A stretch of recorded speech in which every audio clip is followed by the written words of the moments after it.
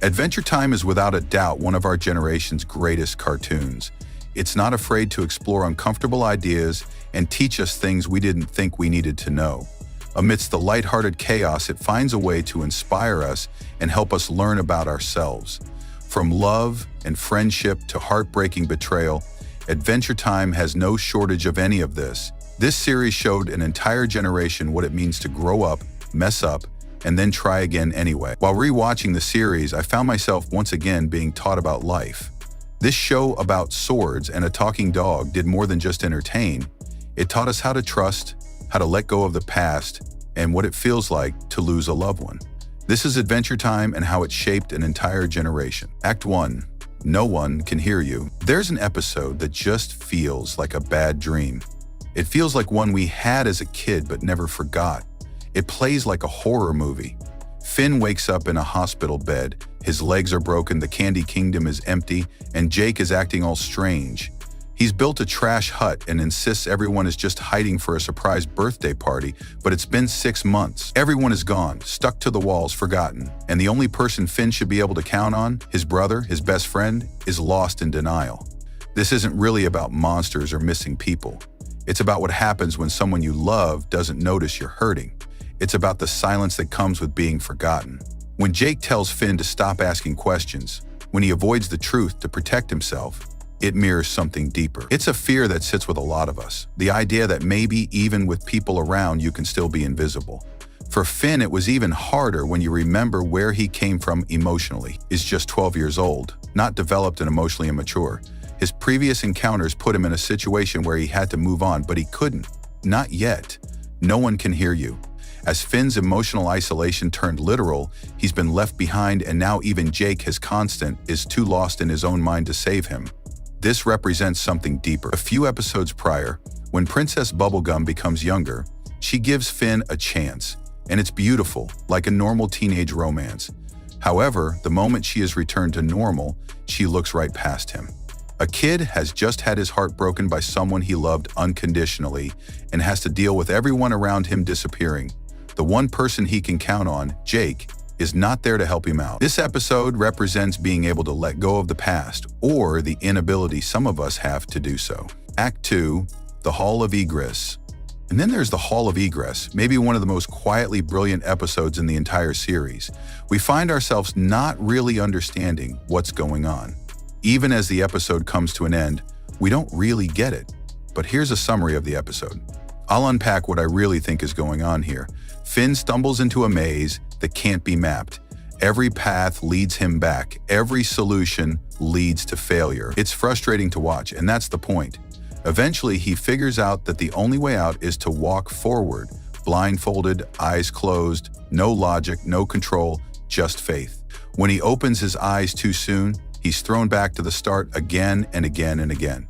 After a bit, he stumbles into Jake, excited to be out of the dungeon. He opens his eyes only to find himself back where he started, so he just stops opening them altogether. He lives like that, blind, for weeks because he's learned that rushing or trying to outsmart the system only resets everything. This one is a metaphor stacked on a metaphor.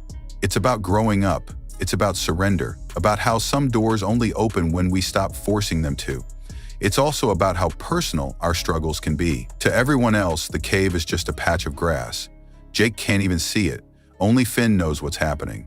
Only Finn can walk that path. This is the same boy who once punched every problem in the face, and now he's learning to be still, to trust something he can't see, to wait until something feels different. Act 3, I Remember You. Now we should look at the episode I Remember You. It's a critical piece to understanding just how impactful this show has been to many of us. This episode is just about two characters trying to understand a version of each other that they no longer recognize. This episode starts off in the Ice Kingdom with the Ice King, and he's wearing a Marceline wig. Gunther is, of course, singing a song. He then asks what Marceline is up to and flies over to find her strumming her axe bass. After a small confrontation, she lets him stay. She doesn't fight him, she doesn't push him away, because we start to understand that there's history here, not just shared episodes, but something deeper. The Ice King isn't just some annoying villain who keeps kidnapping princesses. He was someone. He was Simon and he meant something to Marceline. He took care of her when the world ended. He loved her. Now, through the influence of the Ice King crown, he doesn't even remember. This episode doesn't just reveal backstory, it reveals pain in a real and raw form between the both of them. Marceline is trying to reach the version of Simon that's still buried under the madness, but the Ice King, Simon, is still just too lost inside himself. He knows something's off, but he can't quite tell what that is. Her attempts are sincere. She starts singing from Simon's old notes. Marceline, is it just you and me in the wreckage of the world? You can feel her trying not to break, trying to hold it together while singing the words that once meant everything to both of them. But Simon, he's not there anymore. Just the Ice King, smiling, bobbing his head to a song. He doesn't even remember writing, and yet the emotion still cuts through. Ugh, because something in him feels it, even if he doesn't know what it is. And that's why it hurts so much. That's what makes this moment so important. When we were kids, this probably didn't seem like much, but it's the kind of moment that lingers with us even when we don't always think about it. It lingers with us even when we don't always think about it. But now that we're older and we start to understand it, it really does something. This episode isn't just about the Ice King losing his mind. It's about those moments where we miss someone even though they're standing right in front of us. Now, after so much time has passed since we first watched this episode, we know what it's like to lose people not because of distance, but because they changed. Or maybe we did. I Remember You doesn't offer a solution. It doesn't tie things up neatly. It just exists. It feels the same as a song that takes you back to your childhood, even though you can't really put your finger on why. This episode is the last piece to understanding exactly how much impact Adventure Time has had on our generation, how it paved the way for new cartoons, and how it changed us all for the better. Act 4. The Way to Growing Up. By the time you finish Adventure Time, it doesn't feel like the same show you started with. We came in for magic dogs and silly songs. We stayed for quiet heartbreaks and unspoken traumas.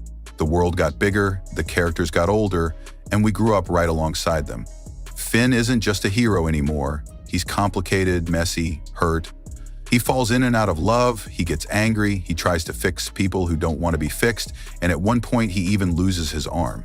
This loss is symbolic, as a way of saying he's changed, and he won't go back to the way he was, and neither will we. This is part of what makes Adventure Time so timeless. It doesn't just capture the spirit of adulthood, it honors the transition into it. It respects the awkwardness, the questions, the grief that comes with growing older. Episodes like Thank You, Simon and Marcy, and Islands aren't filler, they're poetry. They're pieces of a larger mosaic that asks, what does it mean to be alive? What does it mean to love someone? And of course, what does it mean to lose them? You don't get answers, you get stories, and honestly, that's better. Character, deep dive, existentialism, and the Lich. Every generation has its monsters, and in Adventure Time, the biggest one wasn't just evil, it was nothingness. The Lich represents a kind of existential fear that most kids' shows wouldn't even touch. He doesn't want to rule the world, he wants to end it. His presence strips away the bark and exposes a darker undercurrent. What if none of this means anything? And yet, the show doesn't just use the Lich to scare you, it uses him to reveal resilience. Finn's confrontations with the Lich are moments where optimism meets nihilism head-on, and time after time, the show quietly affirms, maybe things are broken, maybe nothing lasts, but we keep going anyway. And what does this mean? Well, it's powerful. Finn is a metaphor for what happens when we face the indifference of the universe. All of us, at some point in our lives, are going to have to face the music and ask ourselves, what's really going on here? The Lich isn't just a monster. He's indifference, he's entropy, and he's an inevitable fact that we all have to learn to deal with. Now we need to ask what the Lich actually is. Well, the Lich, as described by the show, is an ancient cosmic being who is the manifestation of the inevitable death of all things. His essence was deposited on Earth millions of years before the start of the show via a cataclysm, but came into physical being near the end of the Mushroom War from a huge mutagenic bomb. How does he show existentialism and nihilism so well? He embodies the core ideas of these two philosophies: nothingness. He's not driven by power or fame, he wants nothingness. You ever notice how whenever he appears, the tone of the show shifts? No colors, no whimsy, just pure and absolute entropy and chaos.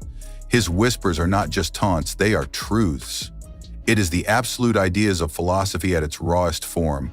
You are alone, child. There is only darkness for you, and only death for your people. Nothing you do matters. Everyone will vanish. You are alone. That is existentialism. That is the Lich. Marceline and the Art of Grief. One of Adventure Time's most emotionally complex characters is Marceline, a vampire who is also eternally young. She embodies what it means to live with your past, especially when your past refuses to let go of you. She is a being who has lived through the Great Mushroom War, watched people she loved fade into nothingness, and survived in a world that doesn't remember the version of her that existed before the trauma. Her age isn't a superpower, it is, without a doubt, a burden. Marceline's character is layered with unspoken pain. Her relationship with her father, Hunson Abadir, is someone who emotionally neglected her. In Marcy and Hunson, we see a side of parental trauma that's subtle but devastating. Hunson doesn't understand Marceline, not really. He tries to connect through grand gestures, through dominance, through old world logic. But what Marceline really wants is something much simpler: to be seen. She wants to be understood more than anything. The episode doesn't offer some grand reconciliation. It gives us something more honest, a moment, a brief second of emotional clarity between Marceline and Hunson. They both drop the performance just enough to show that love is there, subtly and unspoken.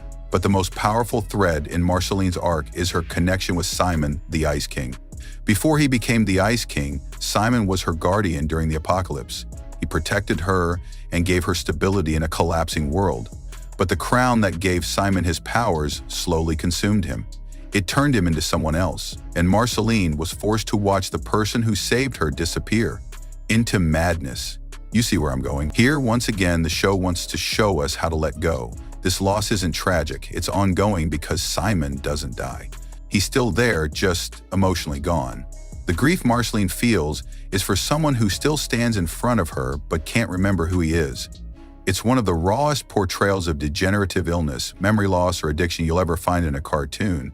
This is where Adventure Time's emotional storytelling really shines. It doesn't resolve things neatly.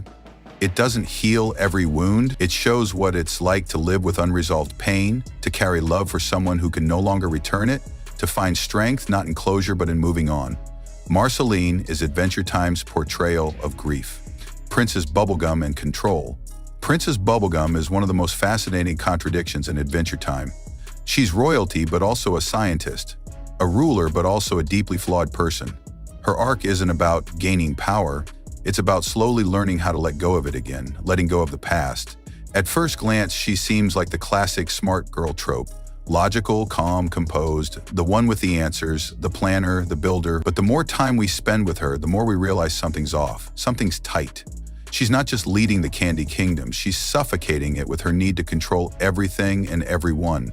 She doesn't trust people to take care of themselves. She doesn't trust the world to make sense without her hand on every lever. And underneath it all, she doesn't trust herself to be soft. Bubblegum's relationship with control is one born out of fear. Fear of loss, fear of failure, fear of vulnerability. Instead of confronting it, she buries it in systems and diplomacy, in science and rules. Her bond with Finn is telling. He idolizes her, chases her, misreads her walls as mystery. But Bubblegum sees him as a kid, someone pure, someone she can't let in because letting anyone in means showing her fractures, and she spent her entire existence pretending she doesn't have any. And yet, with Marceline, the cracks show. In those stolen quiet moments between the glances, awkward reunions, and half-spoken history, we see something softer, something real. Not power, not strategy, just longing. You start to understand that there's a whole chapter between them that the show doesn't spell out. And that's the point. Their story lives in the silence between episodes. Episodes like Varmints and The Thin Yellow Line crack open Bubblegum's armor in ways we hadn't seen before. She's pushed out of her place. Her systems crumble. Her kingdom no longer trusts her, and for the first time, she's not in control. And what does she do? She breaks, and then she bends, and she lets herself admit she was wrong. She talks to Marceline, she apologizes, and she reconnects. We learn that control was never her strength, it was her survival mechanism. And when she finally sets it down, she doesn't.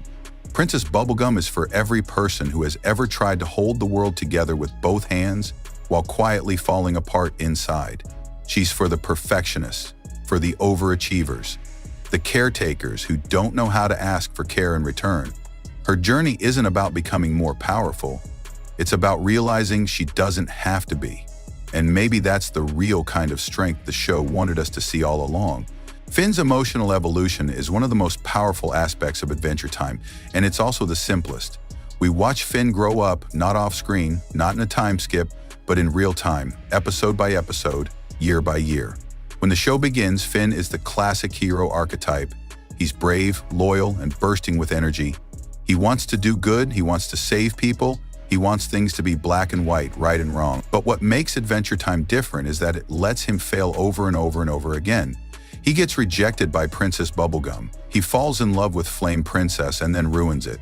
He tries to be noble and ends up lost. He searches for meaning and ends up finding nothing. Early on, Finn is filled with a kind of emotional certainty only kids have. He loves deeply, he believes everything will work out, and he jumps head first into everything.